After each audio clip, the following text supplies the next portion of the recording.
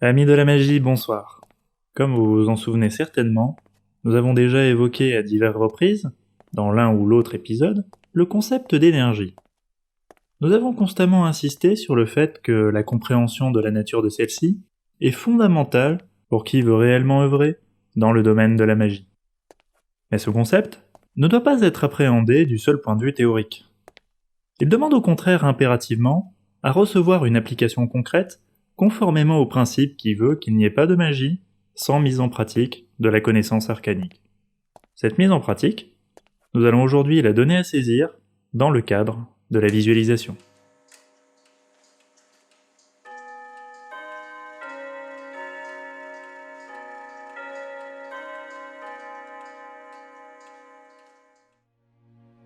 Nous avons déjà rencontré le terme de visualisation. Rencontre inévitable, dans la mesure où la visualisation constitue une nécessité technique pour toute opération magique sérieuse. Mais en quoi consiste concrètement cette technique ? Visualiser signifie ici rendre visible quelque chose qui, ordinairement, ne l'est pas, utiliser sa vision au-delà de ce que permet la seule vue, dans l'acception physique de ce mot. C'est le sens de ce que Don Juan Matus explique à Carlos Castaneda lorsque celui-ci se plaint de ne pas parvenir à sentir l'endroit sur lequel il lui conviendrait d'être assis. Son maître lui répond « Tu n'y arrives pas parce que tu n'utilises pas tes yeux. » L'interlocuteur de Castaneda étant chaman et non ophtalmologue, il n'est bien évidemment pas question ici de ses globes oculaires. Mais ce n'est là que l'une des nombreuses applications de cette pratique. En effet, si la visualisation permet de distinguer et de percevoir ce qui nous entoure au-delà donc des simples capacités sensorielles, elle est également un outil irremplaçable pour ressentir les énergies qui nous entourent et nous traversent.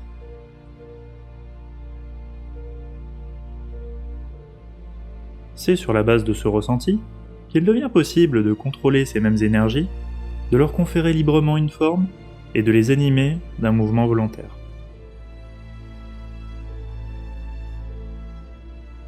Toute magie authentique exigeant une maîtrise double, de soi-même sur le plan intellectuel et émotionnel tout d'abord, de la puissance sur le plan mondain et empirique ensuite, il s'agit toujours, quelle que soit la forme spécifique considérée, de conserver le contrôle de son énergie.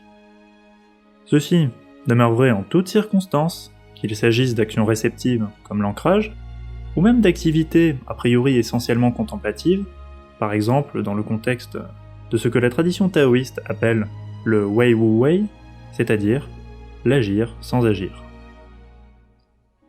Une fois l'énergie visualisée et ressentie, la maîtrise se manifeste toujours, en premier lieu, par le contrôle de la respiration. La volonté guide le mouvement respiratoire, modelant et distribuant l'énergie, afin que le pratiquant puisse en faire l'usage qu'il désire.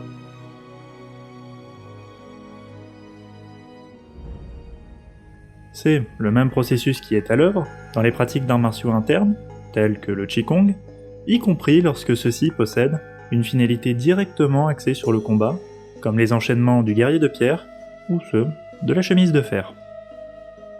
Afin de prendre conscience de la circulation de l'énergie et également d'apprendre à la contrôler, je vous propose un exercice.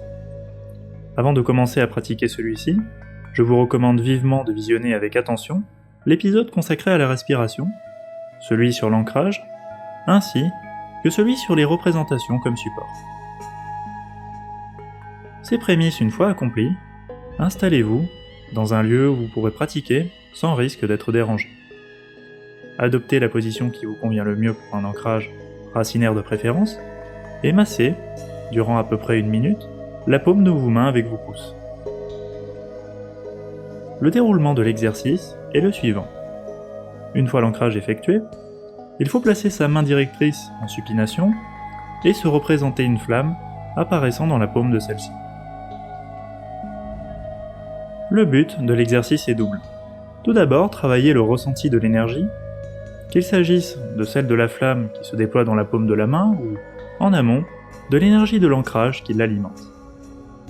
Puis, de contrôler cette énergie à l'aide de la respiration et de la volonté, en faisant alternativement croître et décroître la flamme. Pour reprendre l'analogie avec les arts martiaux, il existe dans ceux-ci des techniques de visualisation tout à fait comparables, grâce auquel un expert voit, littéralement, l'énergie qui émane de la partie de son corps avec laquelle il porte ses coups. À un niveau encore plus élevé, un maître, sensei pour les arts martiaux japonais ou sifu pour les chinois, est capable de voir l'énergie qui entoure le corps de son adversaire, les changements de couleur de cette énergie, lui indiquant à l'avance ce que va faire l'autre combattant. Cet exercice peut être décliné en plusieurs versions. Il est possible de varier la forme représentée dans la main, en visualisant un orbe d'énergie, des éclairs ou tout autre support adéquat.